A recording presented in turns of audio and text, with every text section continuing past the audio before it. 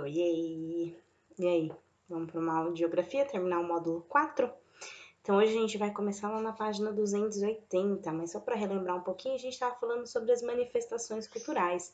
A gente falou sobre a festa junina, a gente falou sobre o carnaval, dos países de onde eles vieram, como eles começaram, o que homenageia, né? Então tem que dar uma refrescada aí na memória. Porque agora a gente vai falar de futebol. Olha só.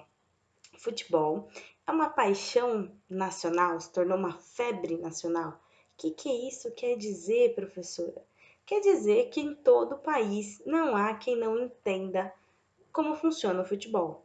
Mesmo aquelas pessoas que não gostam, sabem como é que funciona.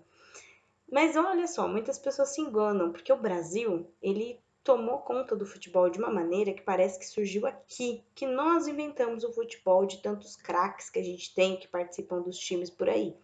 Mas não, o futebol, ele data do surgimento dele na China, há uns 3.000 anos antes de Cristo.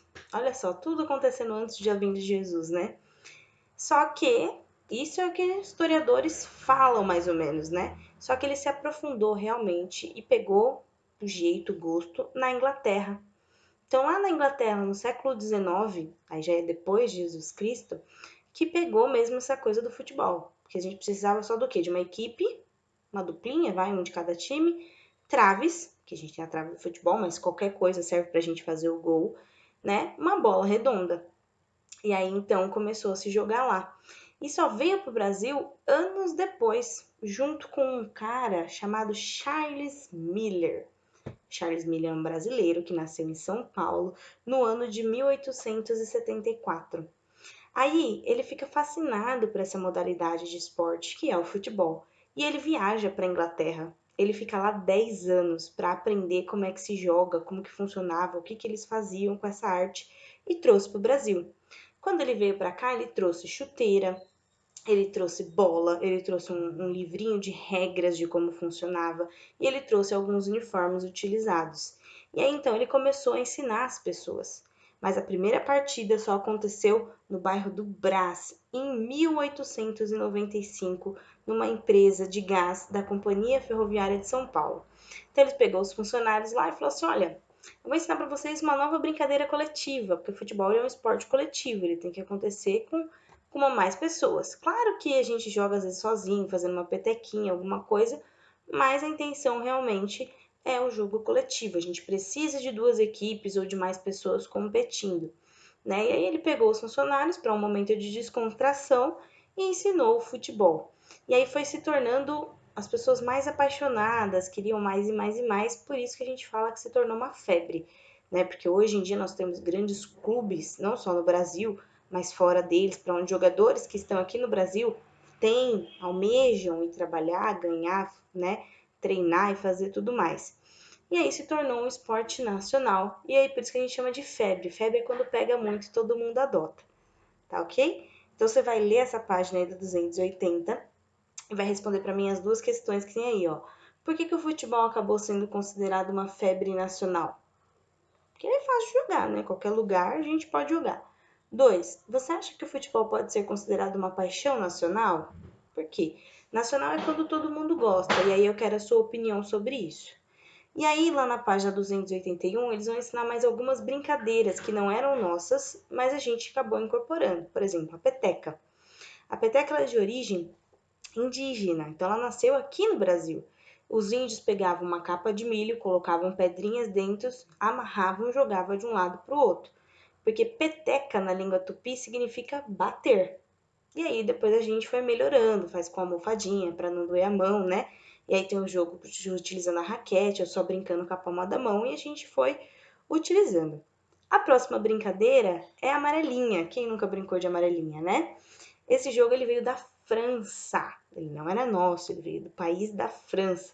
E aí ele funciona assim, você faz os bloquinhos, né? Enumera de 1 a 10 e tem dois semicírculos, um como céu e o outro a gente costuma fazer como inferno. E aí tem que jogar pedrinha na casinha que cai, a gente não pode pisar, tem que ir depois voltar pegando a pedrinha. Então a gente herdou essa brincadeira, que era dos franceses, e a gente brinca até os dias de hoje, ensina a todas as crianças. E aí tem a pipa. A pipa ela é o famoso, né, que a gente fica empinando. tem muita gente que gosta, muitos meninos, muitas meninas, e ela veio de Portugal. E aí o nome já foi traduzido quando veio pra gente mesmo, não tem um outro. Basta a gente fazer a armação da vareta com papel de seda, precisa do vento e a linha para controlar. E a última é a brincadeira de ciranda, que veio também de Portugal. Só que a ciranda era uma dança promovida pelos adultos, mas logo ela foi incorporada para ser uma dança de criança, e aí a gente vê as brincadeiras de várias formas, ok? Então, isso são manifestações culturais que passam de geração por geração. Por quê? Quando vieram essas tradições culturais para cá, das brincadeiras ou até mesmo do futebol, olha quanto tempo foi, olha quanto tempo lá atrás. E aí, quando a gente está crescendo, a gente vai aprendendo. Ou a gente aprende com os nossos pais, ou a gente aprende com os nossos amigos, ou a gente aprende na escola. Então, vai passando ó, de pessoa para pessoa. E muito provavelmente vocês ensinarão os filhos de vocês, que é uma nova geração, que são novas crianças crescendo e aprendendo. E aí tem algumas perguntinhas lá na página 282, que é assim, ó. Você conhece brincadeiras com as quais a turma da Leve está se divertindo? Peteca, ciranda, amarelinha, né? Já se divertiu com essas brincadeiras? Conte um pouco como foi para você pensar. E quais brincadeiras citadas nos textos são manifestações culturais brasileiras? Então, que surgiu no Brasil, surgiu e foi criada aqui. Qual será que é? E aí a gente vai lá para o super desafio. O super desafio é o seguinte, ele dá um quadro com o nome das brincadeiras e do lado ele quer saber qual é o país de origem. Então você tem que descobrir, a prancha veio da onde? De que país? A peteca, desculpa. A amarelinha veio de que país? O pipa, de que país? E a ciranda, de que país? E aí, no final, ele quer que você coloque o nome de uma brincadeira que você já escolheu, que você já tenha brincado, que você já tenha vivido. Não precisa ser necessariamente agora, que a gente tá de quarentena, mas provavelmente alguém já soltou pipa, alguém já brincou de peteca, alguém já brincou de ciranda, em algum momento. E aí você escreve as regras da brincadeira. Ah, professora, eu não lembro. Dá uma pesquisadinha na internet para refrescar a memória. Ok? E aí a gente vai para as atividades finais da página 284, que é fechando o módulo. Então ele quer que você encontre no caça-palavras, lá no exercício número 1, as manifestações culturais que a gente estudou. Então as coisas que a gente viu, festa junina, agora as brincadeiras que eu acabei de falar, futebol, carnaval, você vai encontrar nesse quadro. Por quê? Depois que você achar no quadro do número 1, essas palavras é a que você vai usar para completar o número 2. Mas tem que ter sentido. Por exemplo, em junho nós comemoramos carnaval?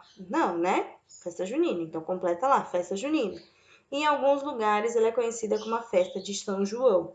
Então você vai fazendo isso para as outras, para B, para C, para D e para E.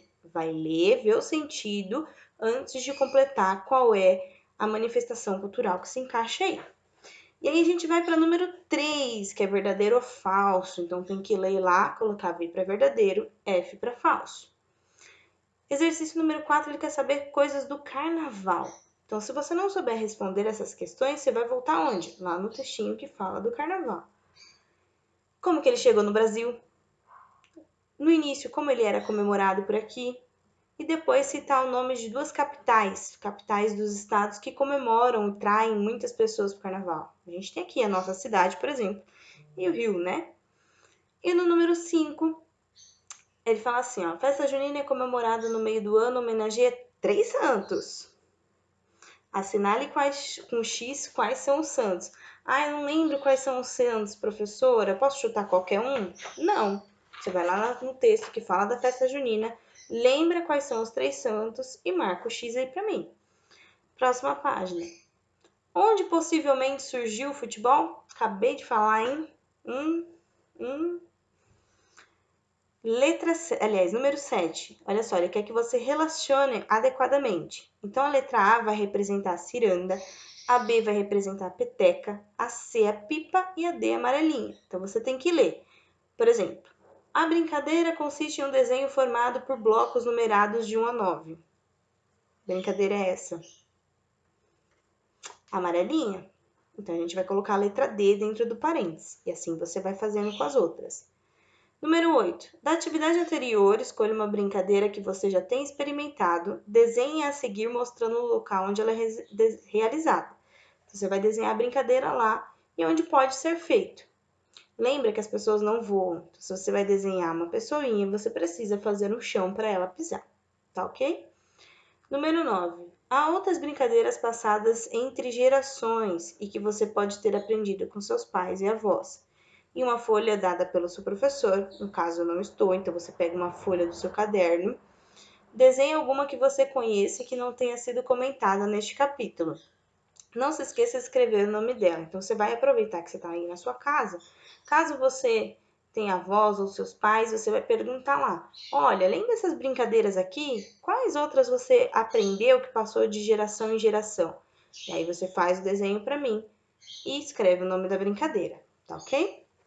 Por fim, número 10. Explica as regras da brincadeira que você desenhou. Então, se você aprendeu alguma brincadeira aí na sua casa, aqui você coloca as regras. Não precisa ser muita coisa, porque tem poucas linhas ali.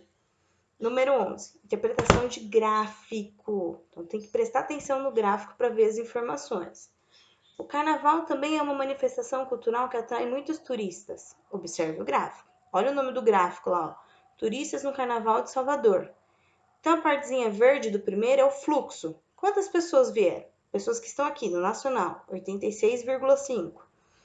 Pessoas que vieram de fora, lembra que eu falei que muitas pessoas vêm comemorar de fora? 13,5%. Gênero é saber se são mulheres ou se são homens, masculino e feminino. Verde, olha lá, ó, 56,1% são dos homens, então os homens estão em maioria. E as mulheres, 43,9%. Aí, de acordo com isso, ele quer saber lá o verdadeiro ou falso das frases abaixo. Os turistas do Carnaval de Salvador são, em sua maior parte, homens e representam 56,1%. Aí você olha lá no gráfico, verdade, põe o V dentro, faz isso com as próximas. 12. Existem muitos times de futebol no Brasil. Por que o futebol pode ser considerado uma manifestação cultural tão popular? Porque ele se tornou uma febre, porque ele atrai várias pessoas, tem muitas pessoas que gostam de comemorar, de participar, de assistir aos jogos, de se envolver, de se torcer. Só não pode ser aquele torcedor fanático que critica o time do amigo, né? A gente tem que respeitar as escolhas de cada um. Quem escolheu ser santista é um ótimo time, quem escolheu ser palmeirense é um ótimo time, quem escolheu o Corinthians é um ótimo time, quem escolheu São Paulo é um ótimo time. A gente não tem que julgar o nosso amigo pelo time de futebol, nem por nada. Tudo bem? E aí a gente vai lá só pro relembrando sobre manifestações culturais. Olha só, as palavrinhas que você vai preencher aí tá no boxezinho da página 288, que já tá lá. Bumba meu boi, brincadeiras, futebol, lendas, carnaval, festas juninas. São essas palavras que você vai usar para responder o relembrando. Então não vai inventar, não cria outra, são essas aqui. Você só precisa prestar atenção e encaixar no lugar certo. Então tem a primeira dança lá, o que é? É o carnaval? É o bumba meu boi? É o futebol? Então vai preencher com o nome de cada um. E aí continua na página 289. Tá ok? Bem simples hoje, bem rapidinho. Não esquece, fez, manda foto para mim no dojo. Lembra que você tem atividade artística para fazer dos Dias da Mães para me enviar até sexta-feira. Vou pedir para vocês não atrasarem esse envio, porque depois não adianta me mandar no domingo, por exemplo, no sábado, porque a Pro não tem acesso ao aplicativo ao final de semana, então não vou receber. Então tem que ser até sexta-feira, porque eu vou bolar um negócio aí, que domingo já é Dia das Mães. Então faz o vídeo. Eu falei lá do desenho das mãos, o meu eu não pinto tudo, mas você é para pintar, que é para dar o destaque, porque senão a folha fica toda branca e a gente não enxerga as mãozinhas. Então você colore lá bem bonito, manda uma foto segurando e manda outra foto para mim só dos desenhos. Então eu quero as duas formas, você segurando o desenho e alguém fotografando e uma só do desenho. Eu coloquei um lugar certinho para vocês me enviarem as fotos lá no dojo, ok?